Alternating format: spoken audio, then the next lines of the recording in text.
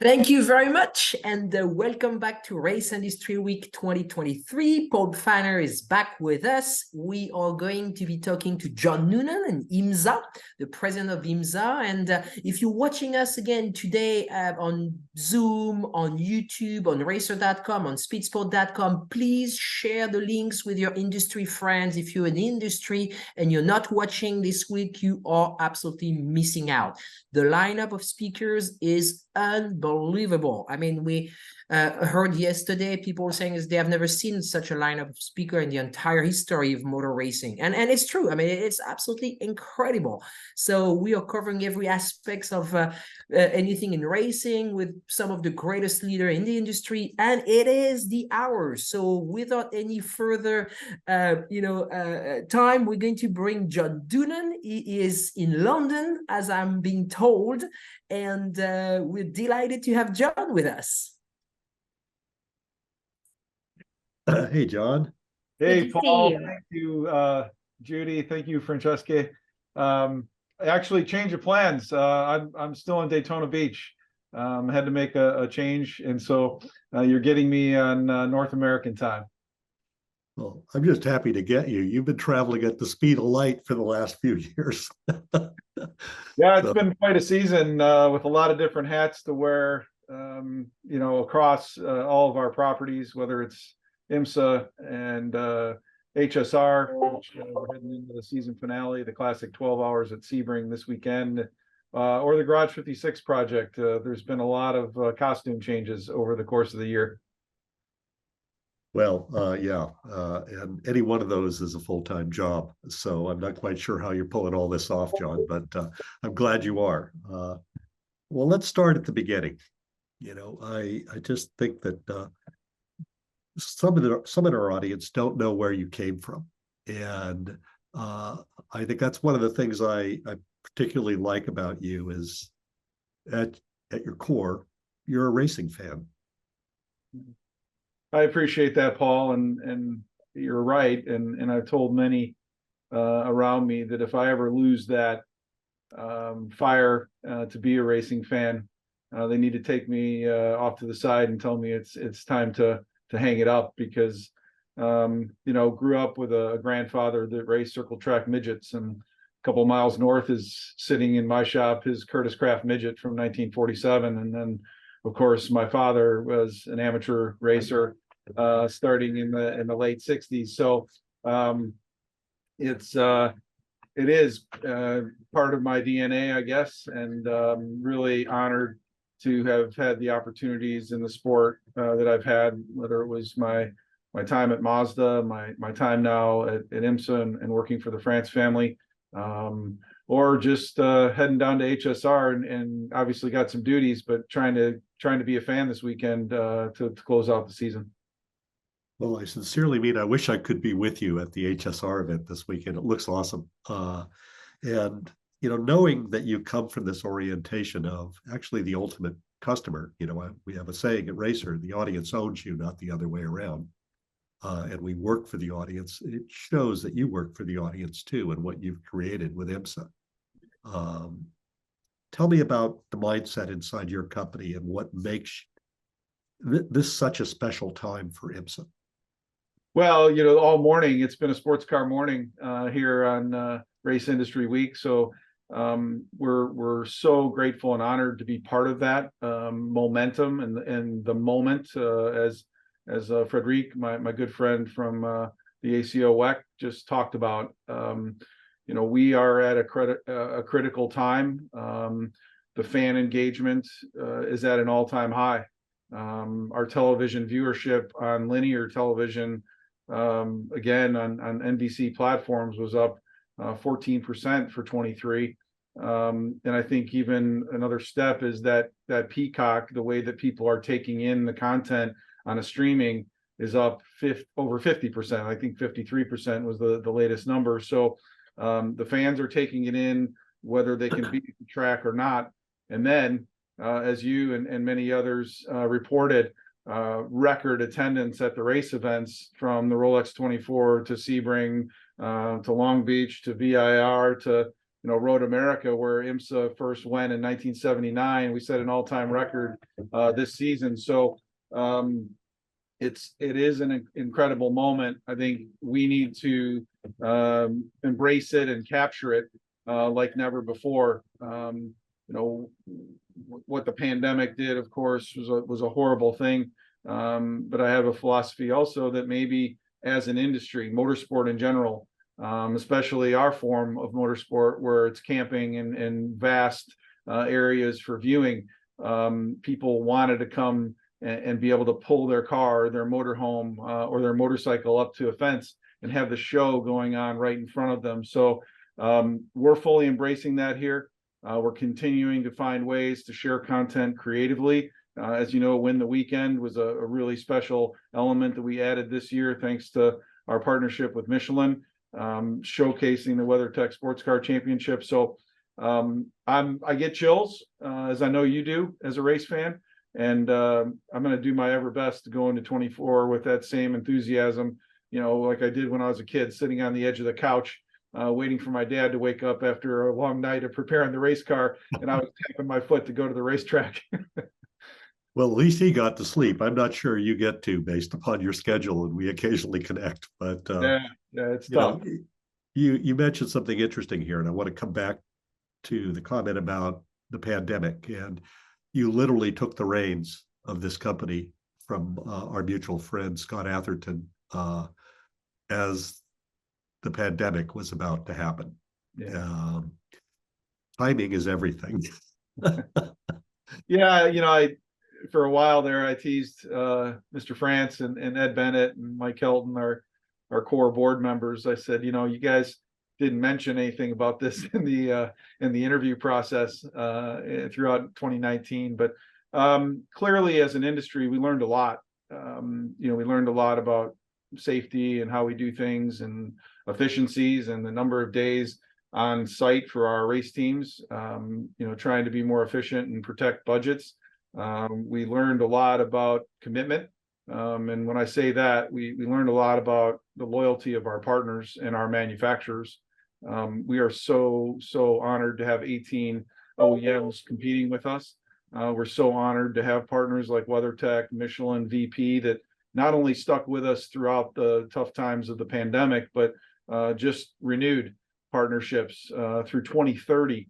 So we learned a lot. I think we've applied a lot that we learned on an ongoing basis. There's some things that we did, fortunately, don't have to take temperatures on the way into the racetrack anymore. But I think the things that we learned have made us better as a sport. And I say that in a rising tide lifts all boats manner for the whole sport.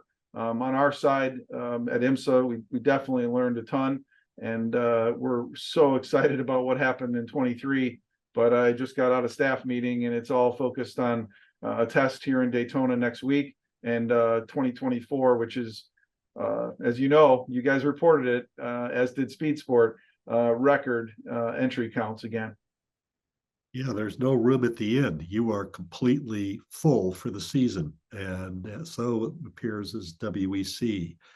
And let's talk about that relationship with WEC, because to me, that's some of the secret sauce and what's making sports car racing globally grow. We saw something for the first time in the history of racer.com, which has been in existence in one form or another since 1997.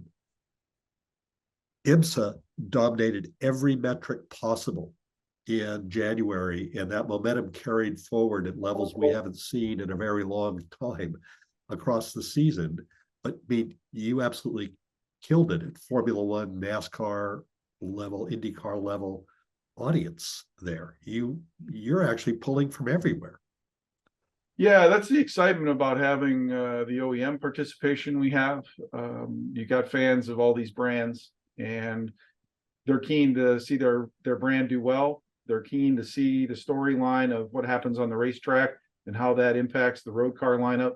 But you're right about those strategic relationships. Obviously, NASCAR is our parent company, so more and more the directive and the strategy from the France family is, shared resources internally. We have a beautiful R&D center up in Concord, North Carolina, just down the street from Windshear, And all those LMDh cars that we work so closely with the ACO on the regulations for, they've been through the wind tunnel together. They've gone to the R&D center. And just in recent weeks, our team, the ACO team, members of the FIA technical team were there homologating the new Alpine LMDh car and the new Lamborghini LMDh car. So that level of strategic alliance has got us a rule set with LMDh for the top category that's consistent, it's tight, it's going to create stability for the manufacturers.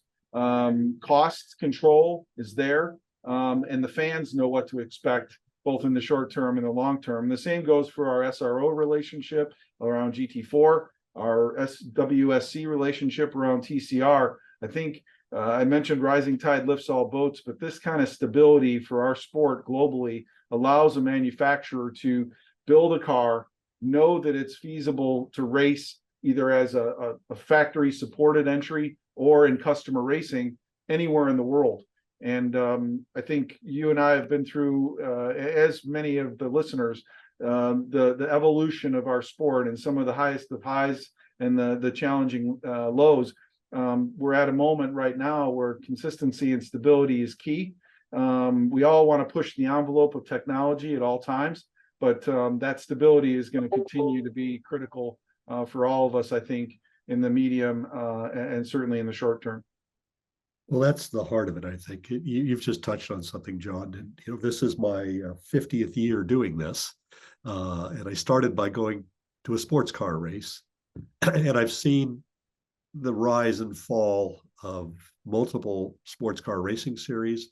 I've seen the rise and fall of various iterations of IMSA, and you just touched on something I think that hasn't been managed very well, was stability, cost control, rules administration. These things are tricky. Balance of performance. I know your favorite subject.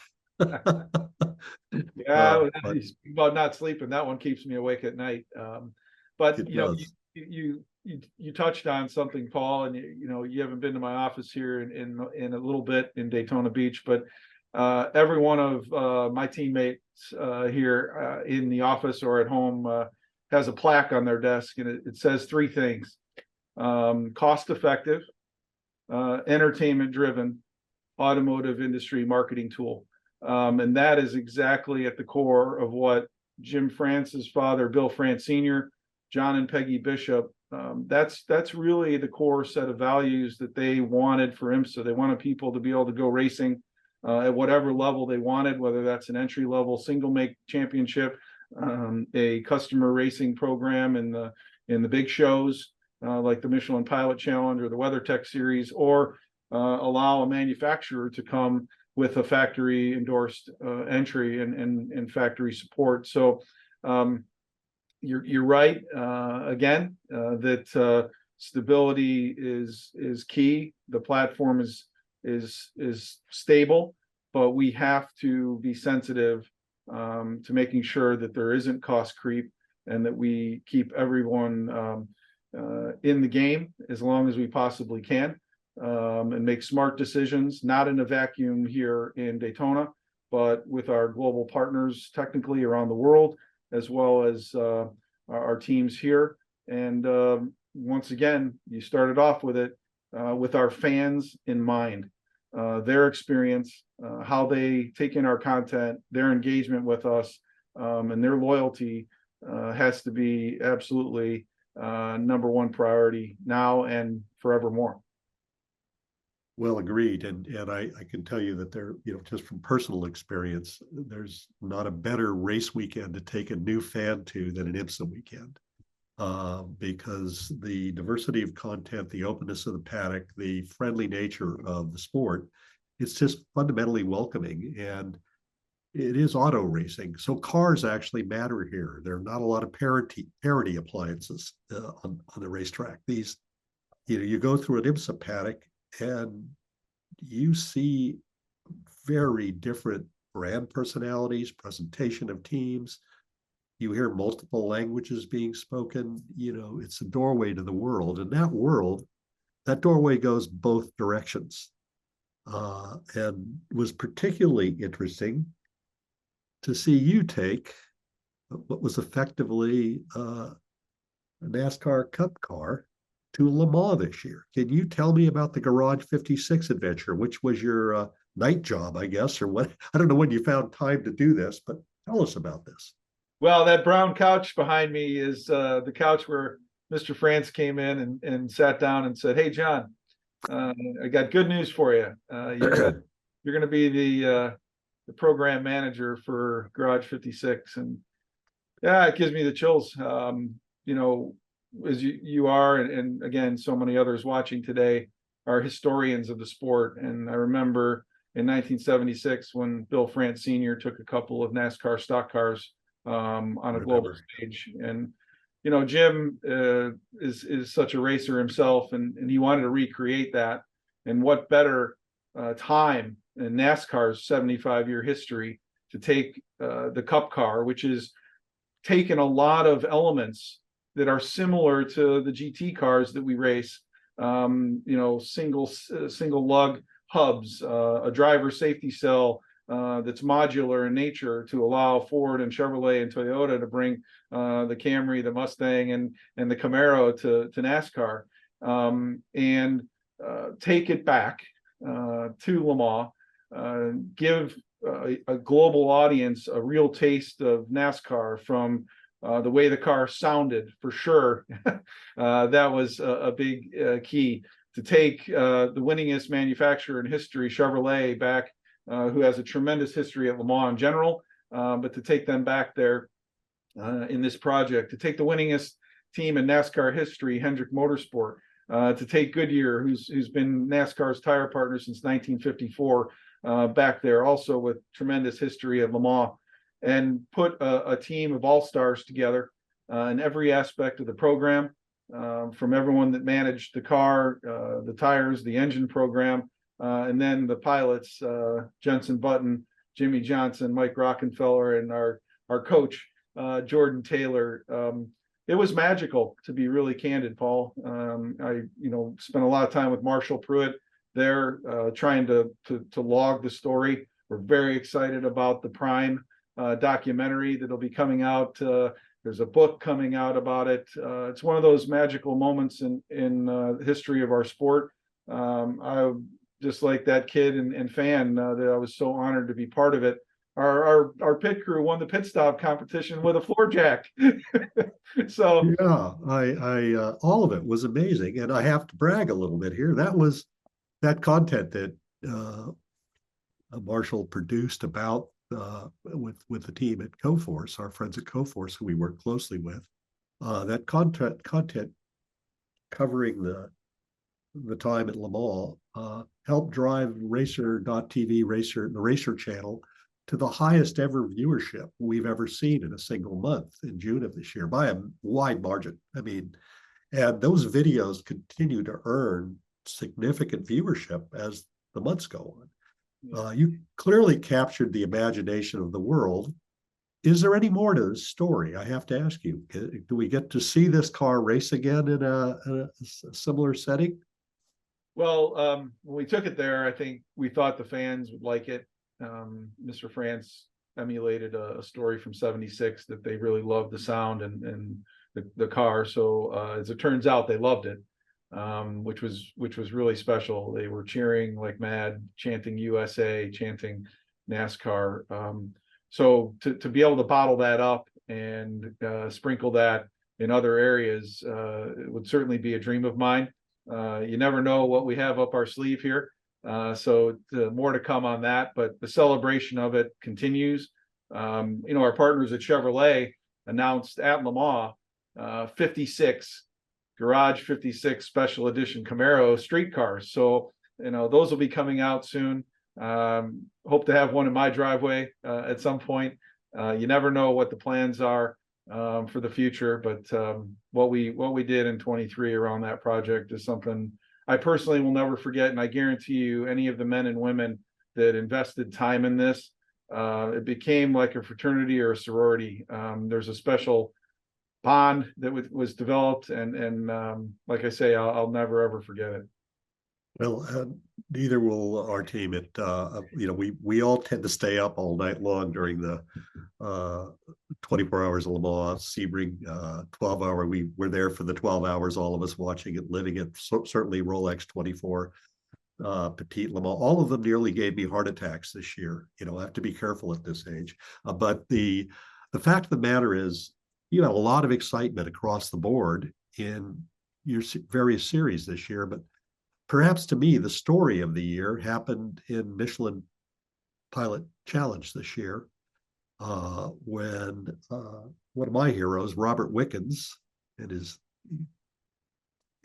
comeback run here, scored a championship. Tell me a little bit about that, what it means to the sport. Well, you and I are dear friends, Paul, and I have a soft side, and there were several emotional moments of the season, and I got to be careful here because I'm gonna do it again. But Garage 56 was one of them. But to see Robert with this at Michelin Raceway Road Atlanta on Friday of Motul Petit Le Mans weekend was a personal tearjerker moment. To your point, he's a hero of our sport. His never stop challenging perseverance based on what he and Carly and their family have been through is remarkable. What Brian Hurta Autosport and the Hyundai folks accomplished with that championship is another milestone of the year. Robert has also become a good friend through the process, wanting solely to see him succeed, and not necessarily in race wins. And obviously everybody could say, a special project, but no, everything that was accomplished was done through hard work and authenticity, race car preparation, great strategy, all of those things. But for me, seeing his story succeed, and for him to achieve all the things that he's worked for, from the day of his accident through all that rehab. I mean, remember the social posts of his rehab that he was doing. And, both of us know what kind of effort went into that, and just super happy for him. I told him at the banquet on Friday night that again, to be happy for someone is a unique thing that you can really share personally. And I told him, I'm so happy for you and Carly in this moment in your career. Well, it sums up to what's so wonderful about IMSA is that there's so many stories and so many layers to the sport. When it's despite all the technology and all the cars, it's a very human sport, and the competition, that you see also has a downside, and we saw that at Daytona this year. The integrity of the sanctioning body shone through. Tell me what that was like for you as a person that manages the sport, to have such a unfortunate thing occur with a winner of the race. Yeah, I mean, you talk about not sleeping. I've prided myself in staying up for all 24 hours like you for decades and decades, and following that checkered flag, we wanted to send our fans home, and like every race, and have them know who the winner was. And to learn 5 days after the official results were published that we had an issue was a heart-stopping moment for myself, my technical team, our leadership. But you have to address it. Everyone comes to the racetrack and wants equal and fair competition. You mentioned BOP, and 18 of 18 manufacturers stood on the podium this year. 17 of 18 won a race this year. So I'm super proud of that for the sport, and for all of our participants. But when that issue popped up, it was that famous quote that I love, do the right thing, you'll surprise some and astonish the rest. And we had to do it. There was an issue. We investigated it deeply. We understood the root of the penalty, the infraction, the manipulation of data, and there is simply no place for that in our sport. The fans are paying a price to come see the race or watching it on television. The teams are investing heavily in being there. The manufacturers are investing heavily in being there. And in the end, it's about fair and equal competition. And we addressed it. We handed down a significant penalty. I think we put additional monitoring in place for the rest of 23. We'll approach 24 in a very different manner with proper data loggers that cannot be manipulated. But you and I both again know the rules of the road, and when they're broken, they have to be addressed. And it impacted us. I don't want to go back to that day. I think it was a huge learning experience for a lot of us. We enter 24 with, as you said, bumper crop grids, and we're going to go at it here next week in a test, but also at the Rolex 24 in January. Well, the most important part is you're going at it with integrity and commitment to fairness and fair application of the rules. And I think that with such a complex rule set, and great amount of it shared with the WEC and law, it's a Herculean task to manage all of this. But if you look at what you're accomplishing across the board at IMSA and what's happening in WEC, it's what the market wants right now. Yeah, and I think there's a lesson to the rest of motorsport in what you're doing. It took courage and commitment to do this. The fact that most of this really came to fruition during the pandemic is even more astonishing. Yeah. And if there's one thought you go into 2024 with, what's the one thing that you didn't get this last year that you want IMSA to get? What is the thing you're hoping for? Well, when I came here, I joined what I believe is the best group of motorsports professionals around. So I have a fantastic team of folks that run with me. We run in unison to tackle any challenges we face and celebrate when we can. One of the things that I believe, and this based on my past life, but we as an industry have to, 100% have to find ways to continue to engage with our next generation of audience, our next generation of participant, and give them opportunities, whether that's through STEM education, whether that's through career development enhancement programs. Got Ken Fukuda, who's our diverse driver development scholarship winner. Programs like that for Ken, and what we did with Courtney Crone, and what we did previously with Jaden Conwright, like those programs, not just for drivers, but for engineers, for technicians, for publicity and PR folks, for hospitality folks. This is a training ground for course marshals and for race officials. Mike Cobb, Eric Prill, and I have spent a lot of time on napkins talking about our development program with SECA. So, for me, what we need to go get and continue to go get is that next generation of audience. And what we did and what we're doing with things globally are really important. But we're really excited about 2024. Thrilled to have the opportunity to share with you all today. And really congratulations to everybody participating and helping and develop such a great week, Race Industry Week. Honored to be part of it. Thank you, John. It's been great seeing you and spending some time with you. Hopefully I'll get to see you at Daytona if you're not being whisked off to one meeting after another. But thank you for all you do for the sport. I really appreciate you and your IMSA team. They've done a super job this year. Thanks, Paul. Thank you. Everybody. Thank you back at you, John. You were one of the first one that came on board when we had the first annual Race Industry Week, and you have been on with us every year and helped us to build what it is today. So we are forever thankful, John, of your support and having you on, and congratulations on everything you're doing. So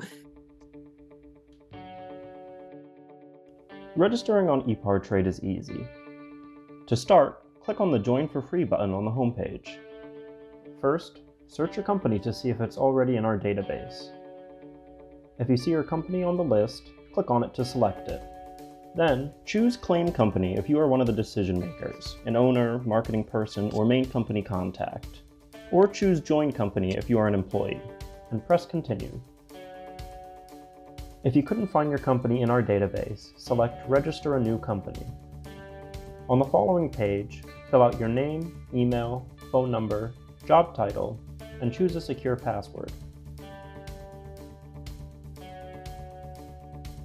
If you chose Register a New Company, you'll need to choose your business type. Select Supplier if you're looking to display products or services and connect with buyers. Choose Racing Business if you're looking to source new parts and connect with suppliers. Choose Race Team if you own or are a member of a professional race team. Then, enter your company name. Please provide a website, Facebook page, or LinkedIn if you have one, and choose to either claim or join the company. You can view and agree to our terms of use here. If you'd like to receive our weekly newsletter, choose Accept. Finally, click Register Now and your registration will be submitted for approval. An email will be sent to your inbox. Please confirm your email address and you will be approved shortly. Welcome to Epart Trade.